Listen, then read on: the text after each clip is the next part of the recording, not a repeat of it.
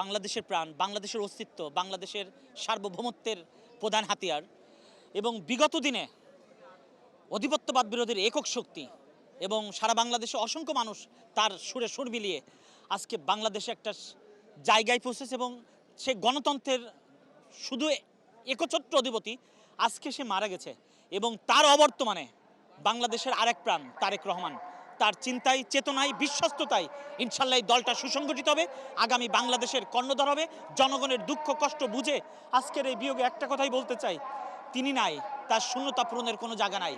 বাংলাদেশে আর খালেদা জিয়ার মতো কেউ আসবে না। আমাদের যোগ্য উত্তরসূরি নেত্রী, আমাদের জ্যেষ্ঠ ভারপ্রাপ্ত চেয়ারম্যান, জিয়া পরিবারের যোগ্য উত্তরসূরি ভারপ্রাপ্ত চেয়ারম্যান জনাব তারেক রহমানের নেতৃত্বে যেভাবে দেশ ঐক্যবদ্ধ আছি, আমাদেরকে বিগত 18 বছরে আমাদের এই দলটা ভাঙতে পারে নাই।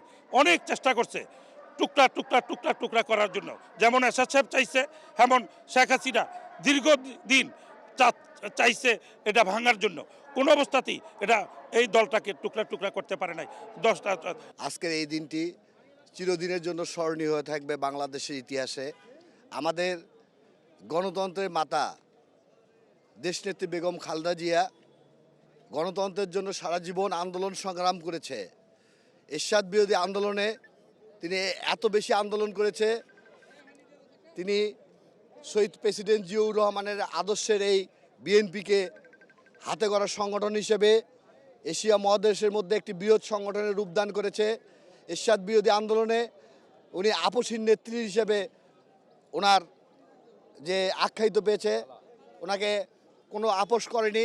সেই সাথে উনি এই 17 বছর এই জনগণের ভোটের আন্দোলনে জনগণ যাতে সুষ্ঠু সুন্দরভাবে গণতান্ত্রিক পদ্ধতিতে ভোট দিতে পারে, এদেশের স্বাধীনতা সার্বভৌমত্ব যাতে রক্ষা করতে পারি। আমাদের নেত্রী দেশনেত্রী বেগম খালেদা জিয়া তিনি রাজনীতিতে আসার পর থেকেই তার সাথে বাংলাদেশ জাতীয়তাবাদী ছাত্রদল সার্বক্ষণিকভাবে সারা বাংলাদেশের প্রত্যেকটা অঞ্চলে দেশনেত্রীর সাথে ঘুরে বেরিয়েছেন।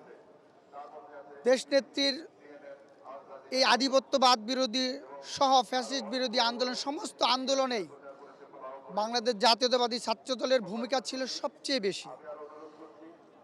এমনকি বেগম খালেদা জিয়ার দুজন সন্তান জনাব তারেক রহমান এবং আরাফাত রহমান কোকোর মতোই বাংলাদেশ জাতীয়তাবাদী ছাত্রদলের প্রতিটা কর্মীকেই সে তার নিজের সন্তানের মতো করেই ভালোবাসতেন, তিনি তার সন্তান মনে করতেন। বাংলাদেশ জাতীয়তাবাদী ছাত্রদলের যদি কোনো কর্মী কখনো আহত হতো, গ্রেপ্তার হতো, কোনো নির্যাতনের শিকার হতো, তিনি তার সন্তানের খোঁজখবর যেমনি করে নিতেন, ঠিক একইভাবে ওই ছাত্রদলের একটি কর্মীর খোঁজখবরও তিনি নিতেন। আমরা আজকে আমাদের শুধু অভিভাবককেই হারাইনি, আমরা হারিয়েছি আমাদের মাকে। যেই মায়ের ভালোবাসা শাসন থেকে হয়তো আমরা বঞ্চিত হচ্ছি, কিন্তু আমরা বিশ্বাস করি সেই মায়ের আদর্শকে বুকে ধারণ করেই আমরা আগামী দিনেও আধিপত্যবাদ বিরোধী সংগ্রামে বাংলাদেশ জাতীয়তাবাদী ছাত্রদল রাজপথে একইভাবে কাজ করে যাব।